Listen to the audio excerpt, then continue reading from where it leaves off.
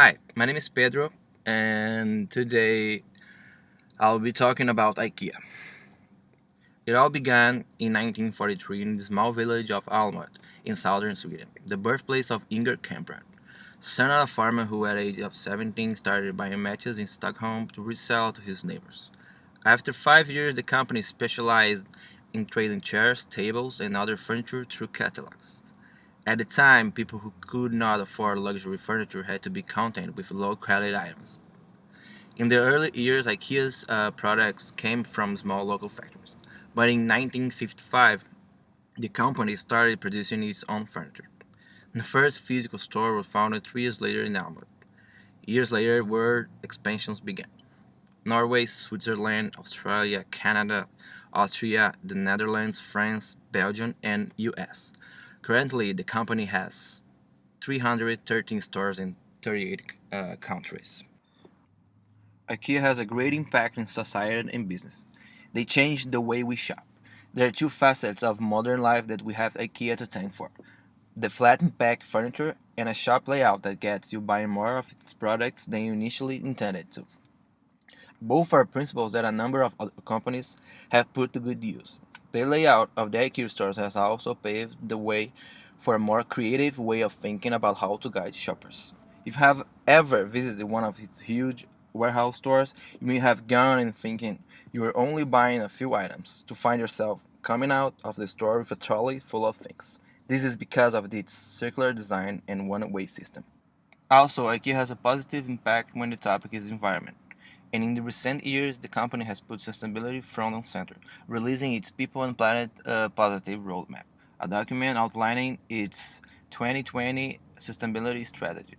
Some of the objectives outlined in the report include sourcing 100% of its wood, paper, and cardboard from more sustainable sources, using cotton sourced from more sustainable sources. 90% of products will be more sustainable. In this presentation, I focused on China, one of the biggest markets for IKEA. One of the first things that had to be modified was prices. In China, there are lots of cheap alternatives for almost everything. When first introduced in China, IKEA most attracted the more well-off people. The prices were too high by Chinese standards. High prices were one of the biggest barriers in China for people to purchase IKEA products. IKEA's global branding that promises low prices did not work in China, also because Western products are seen as aspirational in Asian markets. In this regard, IKEA's low price strategy seemed to create confusion among Chinese consumers. Another thing to be modified was the self service concept of the consumers driving their new bookshelves in home and then assembling them themselves didn't make sense to the Chinese customers. Another problem that IKEA had was the size of the furniture. The company made slightly modifications to its furniture to meet local needs. It understood early on that Chinese apartments were small and customers required functional modern solutions. The store layouts reflected the typical size of apartment and also included a balcony. IKEA had faced similar problems previously when entered in the US. At that time, one of the first store, there were not so many foreign brands in China, and IKEA was completely new experience for the Chinese people. And IKEA furniture also represented a whole new style for them, and because of that, the company had to modify some aspects, not only in the furniture but also strategy. The language was the first barrier that they faced in China. When translating the whole IKEA concept to the Chinese market, some compromise had to be made. One of the biggest things to change was the name. The letters in the word IKEA,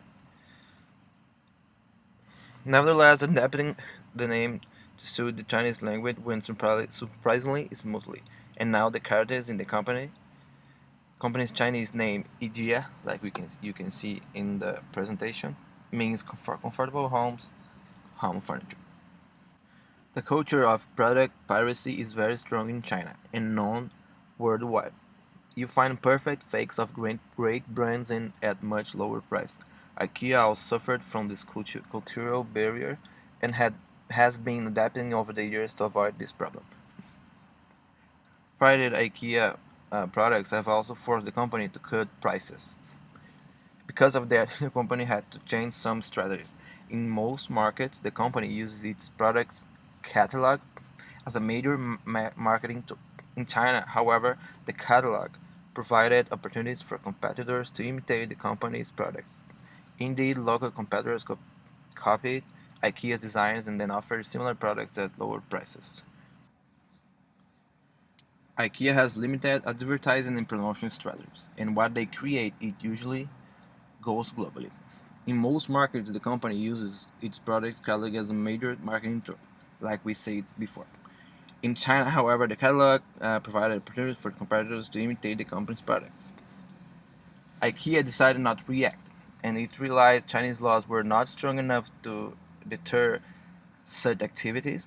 Instead, the company is using Chinese social media and microblogging websites to target the urban youth.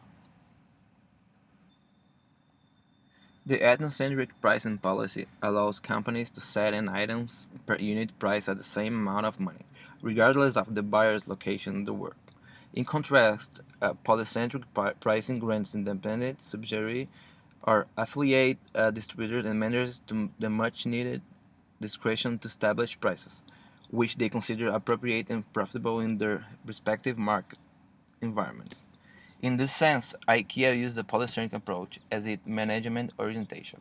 The company strongly believes that each of the markets located in countries worldwide are unique, meaning that they adapt their products to the prevailing culture of a given country. IKEA has realized the need to adapt its structure and competencies to fit with strategic partners within their networks. For example, the structure in China was developed differently than the standard IKEA setup, mainly due to the Chinese cultural tenets.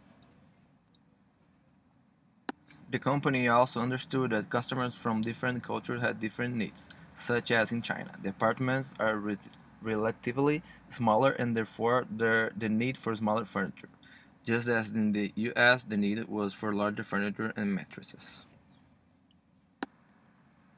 IKEA grows fast but organized. Every step that is taken is not by chance, it's all well decided. The company is always a step forward, cares about the environment, and it's never satisfied when it comes to creating solutions for its customers.